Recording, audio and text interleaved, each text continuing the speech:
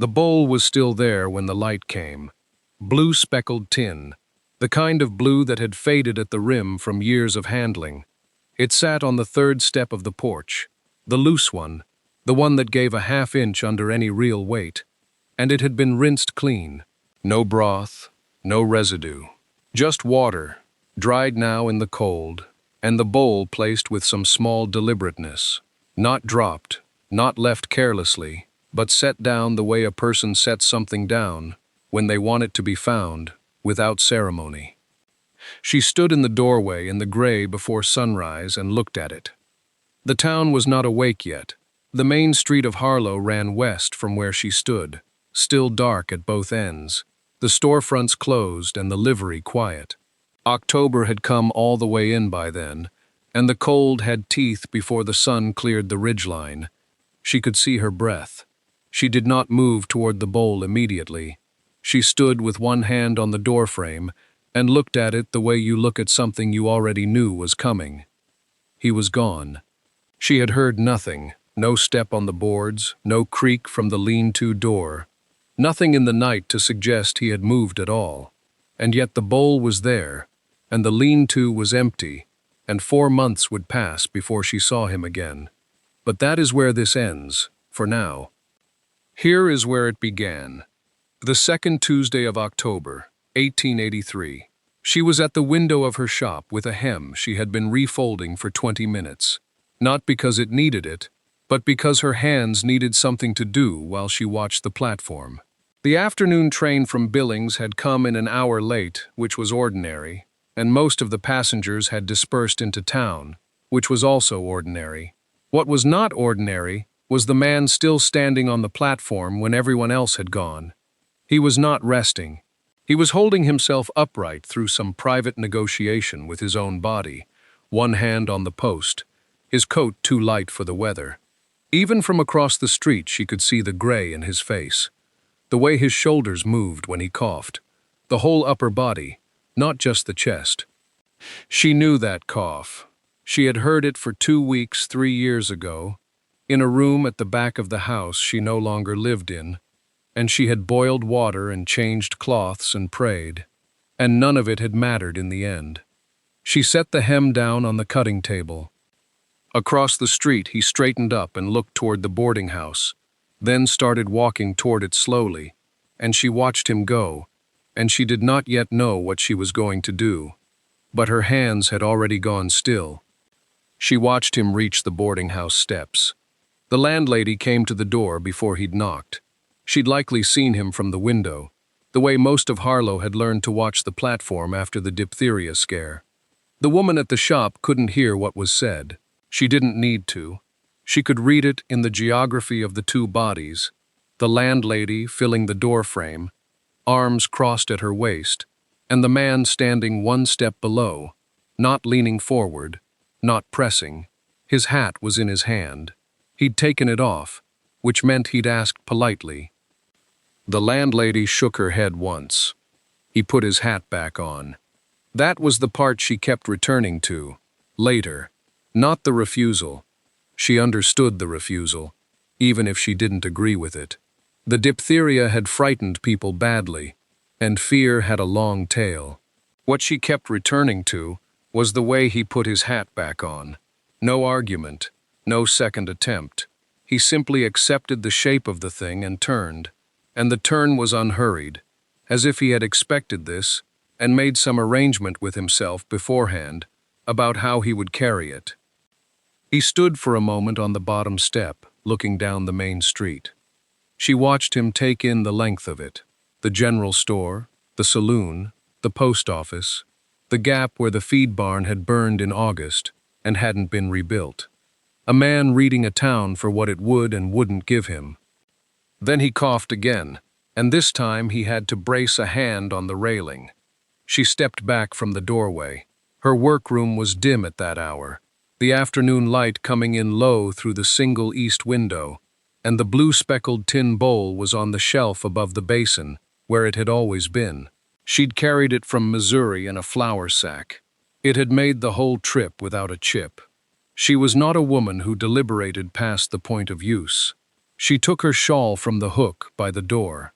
Not the good one, the brown wool, thick enough for wind.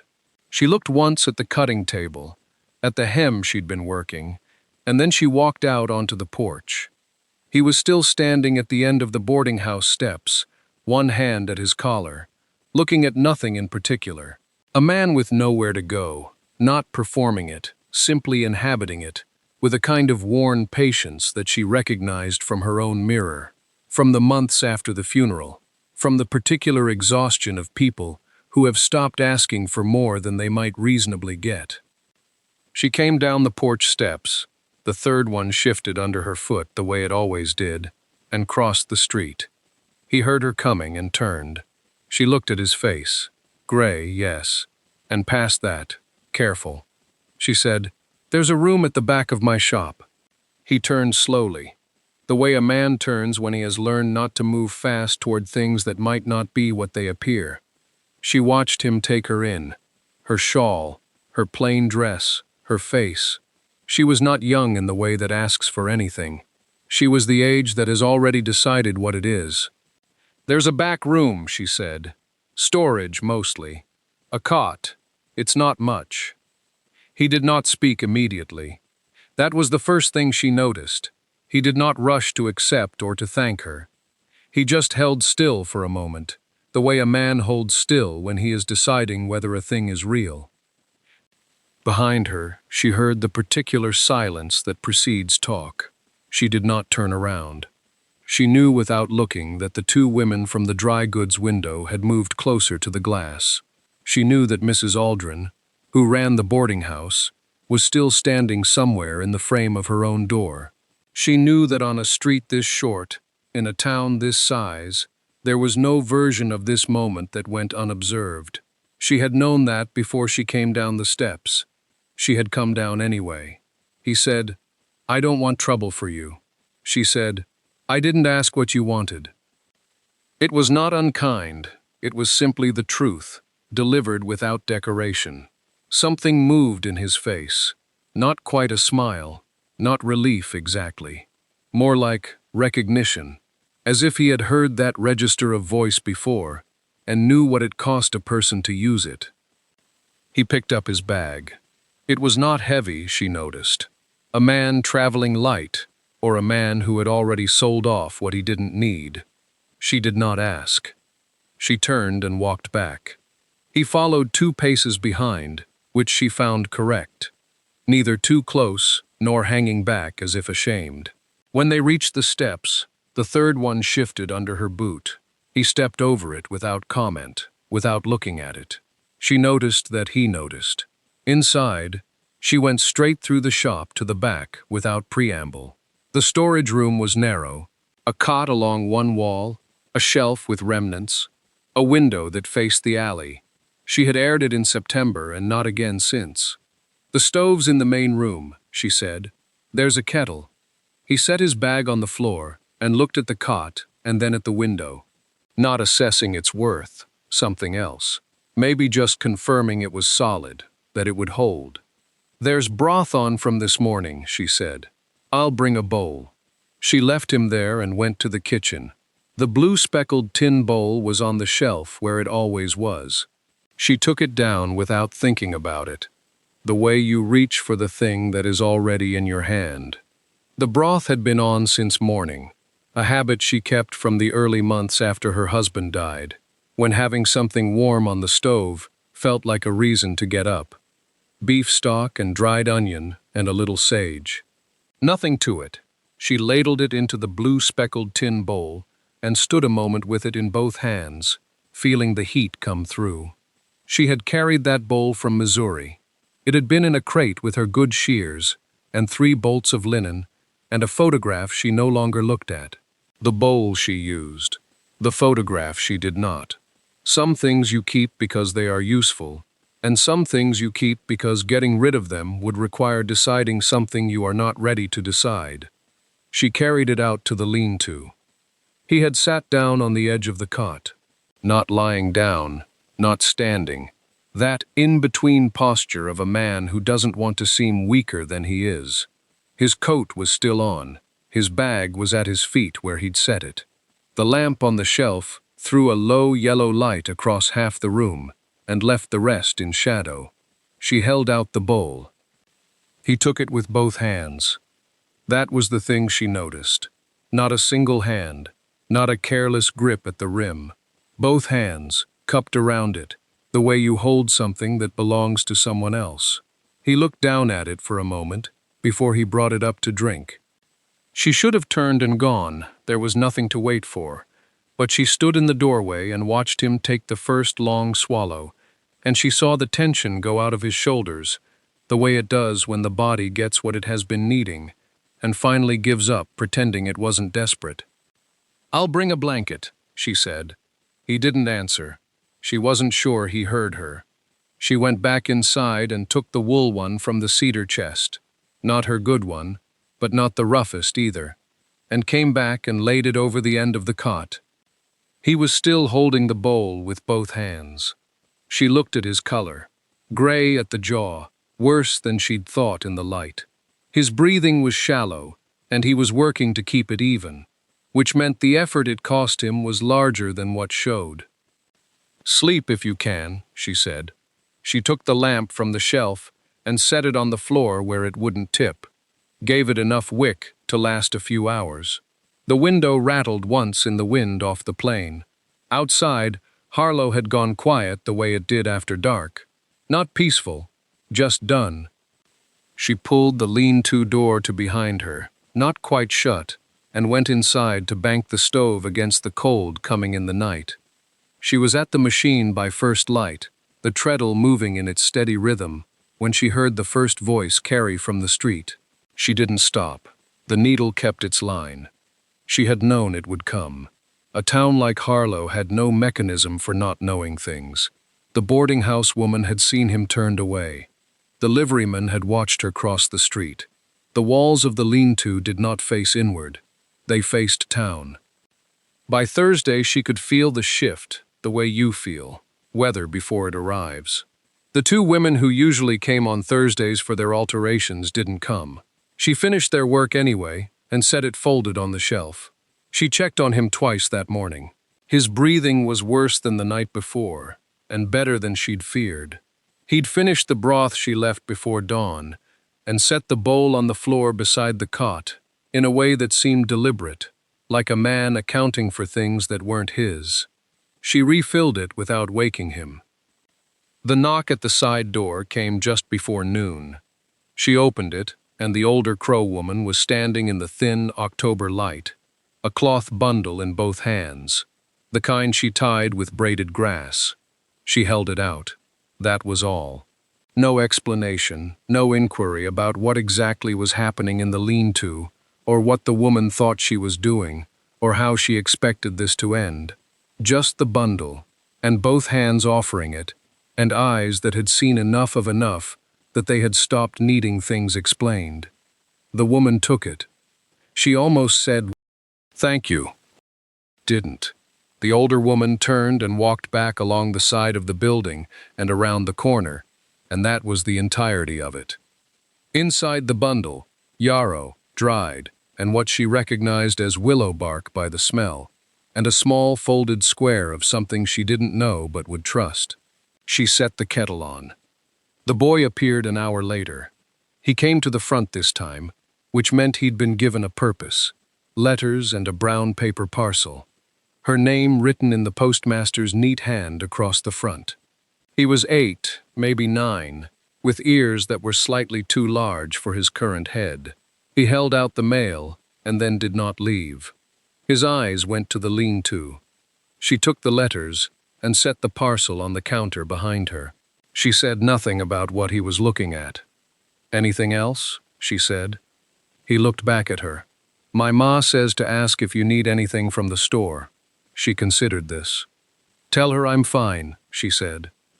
He stayed one more moment in the doorway, long enough that she understood his mother had told him to notice something specific, and that he was trying to figure out what it was. Then he stepped off the porch, and his boots went down the street, and she watched him go. The kettle began to sound.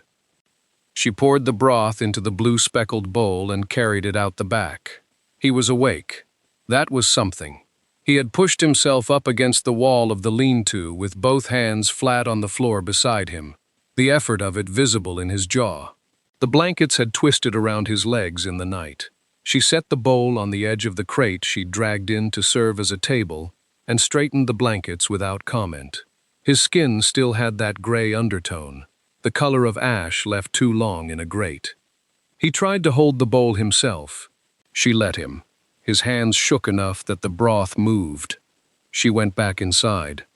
By Thursday, she had counted it up the way you count anything that matters, plainly, without ceremony. 3 of her regulars had not come.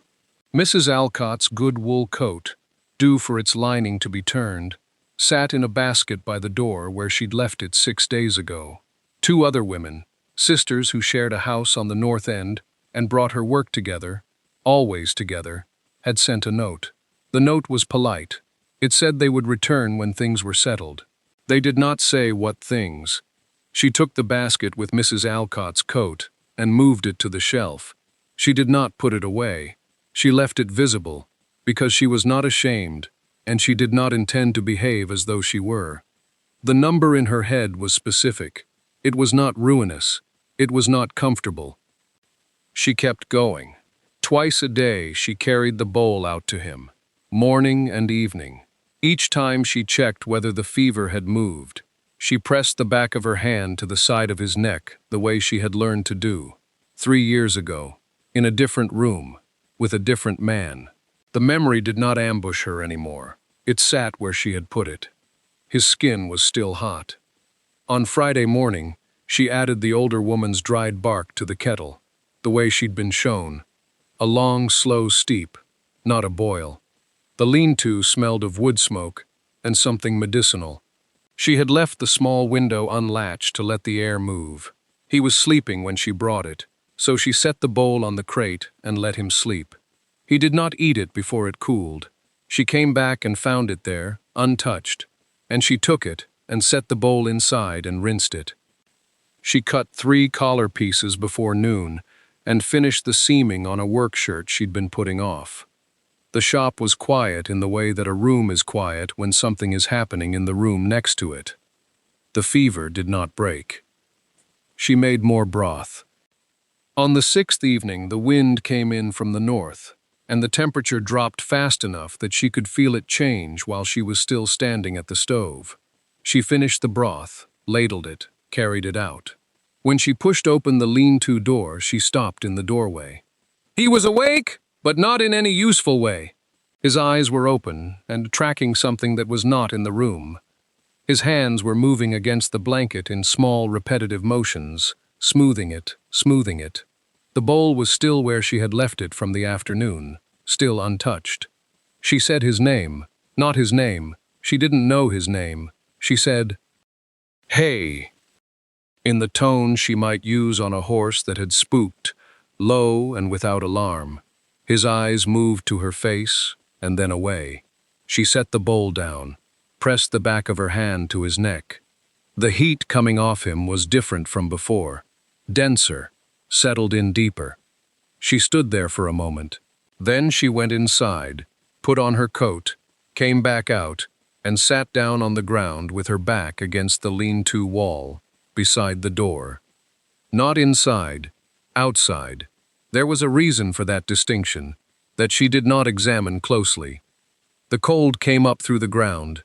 She pulled her knees up and folded her arms against her chest, and looked out at the back of the empty lot where nothing moved. A strip of cloud crossed the moon and uncrossed it. Somewhere past the main street, a horse shifted in its stall and went still. She thought about her husband. Not with the weight she used to carry when she thought about him. 3 years had changed what thinking about him felt like. It was less like grief now and more like clearness. Like standing in a room after the furniture has been moved and finally being able to see the dimensions of the space. She had sat outside a different door. She had sat inside it too, which she came to understand later was the harder thing to survive. Being present at the exact moment the fever found what it was looking for. She had held his hand. She had felt, through her palm, the precise instant when the quality of the heat changed from living heat to something else. She was not going inside. She knew what that decision cost the stranger, and she made it anyway, and she did not apologize to herself for it. There was a version of sitting inside that would have been for her and not for him, and she was honest enough to know she could not afford it right now. The lean-to wall was solid behind her. She could hear him breathing, shallow, too fast, but continuous. She pulled her coat tighter. The moon stayed clear. She would hear if anything changed. Until it changed, this was what she had. She was inside, near the window that looked out over the back lot, when she heard it. Not a sound, exactly. The absence of one. The breathing she had been tracking without meaning to, shallow, too fast, continuous, had shifted in some way she felt before she understood. She stood still for a moment, then crossed to the lean-to door. He was awake. Not the half-waking she had seen for 6 days, the eyes that opened and did not focus, the mouth that moved toward water without quite arriving. He was awake, and looking at the ceiling, and his face had changed. Something in it had come back. The gray was still there, but under it was a color that had been missing since Tuesday. She stood in the doorway. He turned his head. Neither of them spoke. She looked at him long enough to be sure of what she was seeing. Then she went to heat the broth. She brought it mid-morning. The blue bowl, full, steam moving off it in the cold air of the lean-to. Set it beside him. He was sitting up, which he had not managed before, his back against the wall, and his knees bent in front of him. His hands were in his lap. He reached for the bowl himself. She watched him take it, the way he wrapped both hands around it, the way he steadied it before he lifted it. She had been the one to hold it for 6 mornings. The change was so small a thing and so complete. She left him to it. When she came back an hour later, the bowl was near the door. She almost walked past it. Then she saw it had been rinsed. She stopped. The bowl was sitting with its mouth down to drain, the way you set something when you've washed it properly, when you intend it to be ready for the next use. There was a cloth folded beside it, slightly damp. She picked up the bowl, turned it over in her hands. The blue speckle pattern was the same as it had always been. The chip on the rim from when she'd dropped it crossing into Montana the first time. The small discoloration near the base from years of use.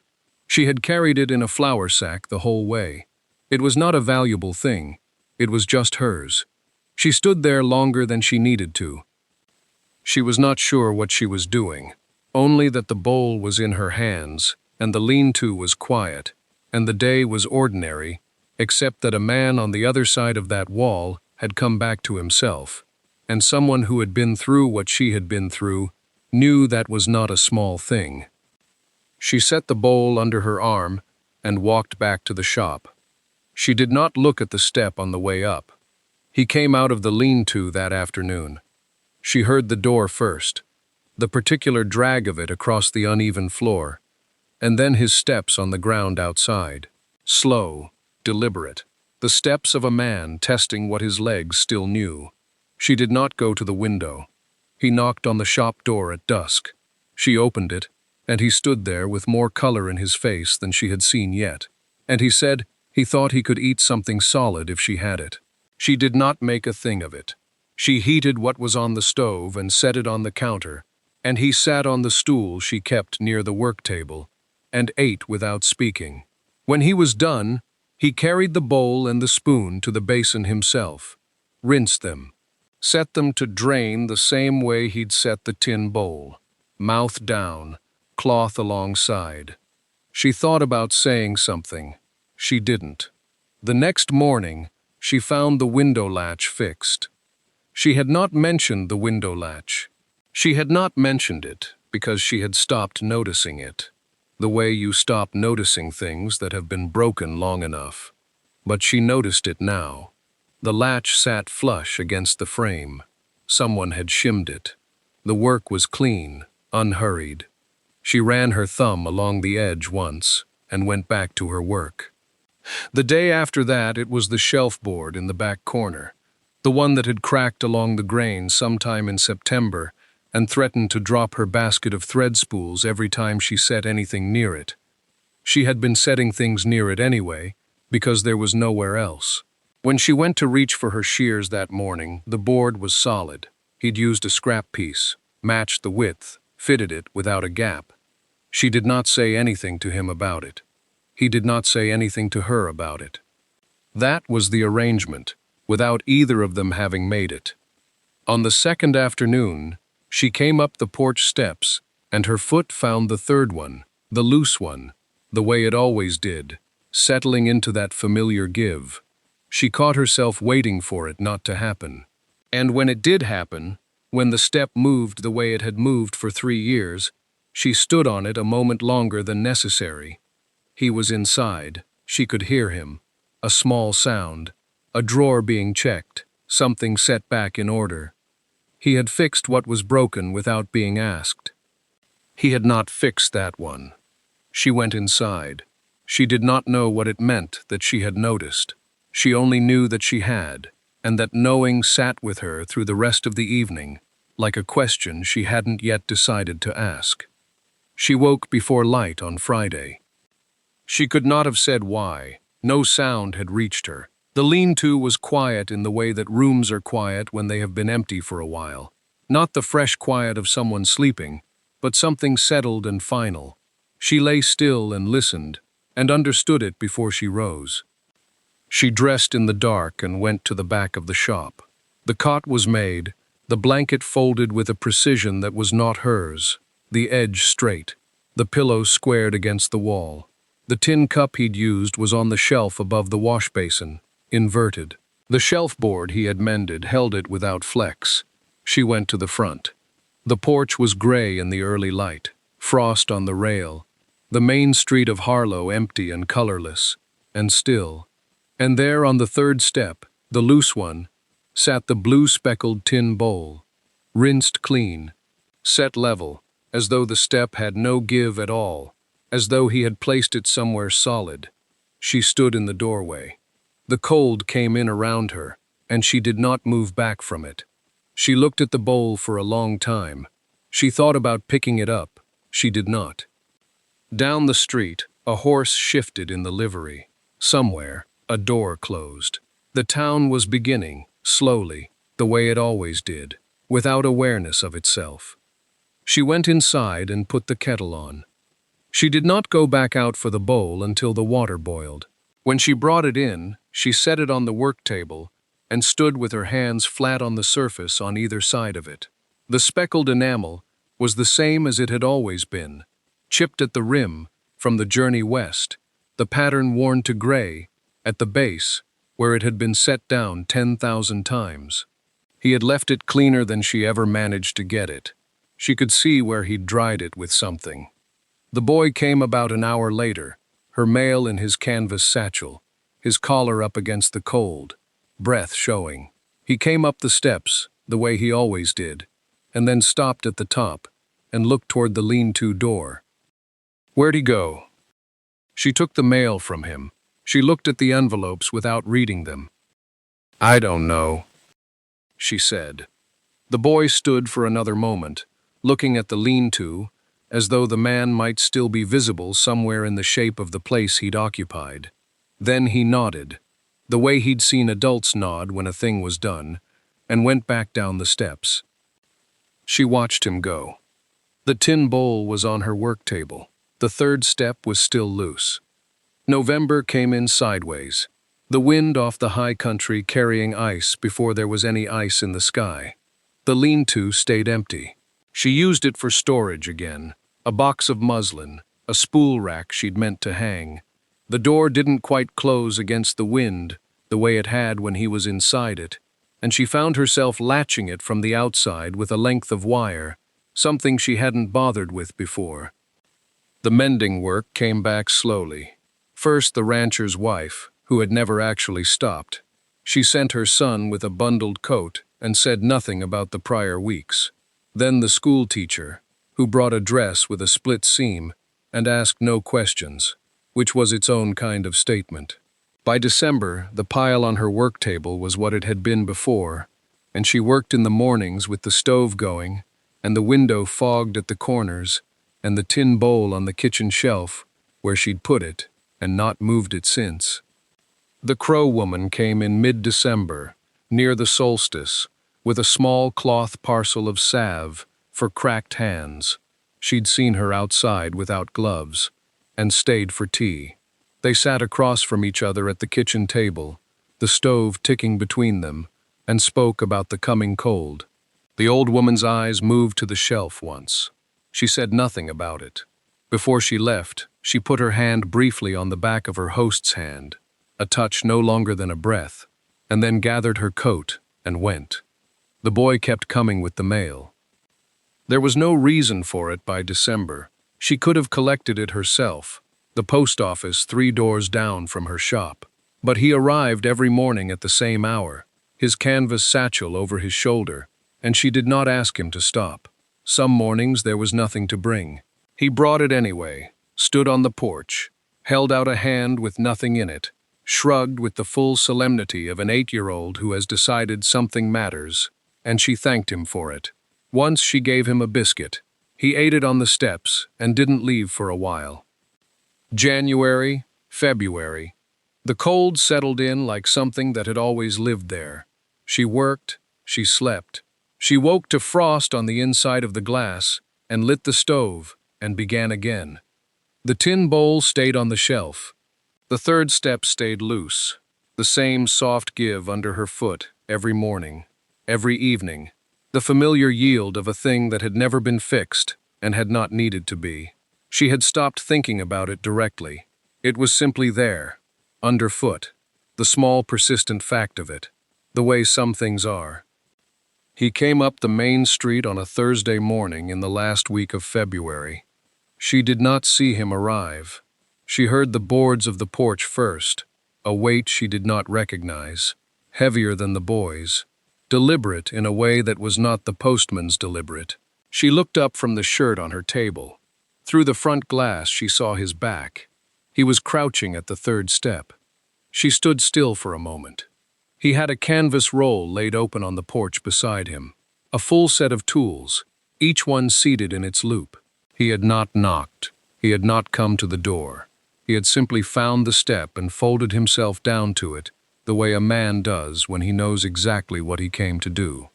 She watched him work the loose board up, examine the nail beneath, set it aside. His coat was the same one. She turned from the window and went to the stove. The kettle was already warm from the morning. She moved the tin bowl 1 inch to the left to reach the shelf behind it, and she did not think about why she moved it carefully. She lifted 2 cups down. She poured. Her hands were steady. Outside, a single tap of the hammer, then another, then the clean sound of wood seating true. She waited until it was quiet before she picked up both cups and went to the door. He was still crouching, one hand flat on the newly set board, testing it. Then he rose, turned. He looked the same as he had in October, or nearly, fuller through the face, maybe. The gray was gone from his skin. He held a small folded paper out to her, and she looked at it without taking it for a moment. A filed deed, she saw, without reading it. The lot to the east, the empty one. He said it was available. She took it, folded it once, and held it at her side.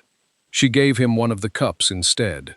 He took it with both hands, the same careful grip she had seen before, the same attention to the thing itself, and they stood on the porch in the cold, the air sharp and bright off the fields, neither of them speaking. The step between them was solid now. She pressed her boot to it, once, the way you press a door to confirm it's shut. It did not move.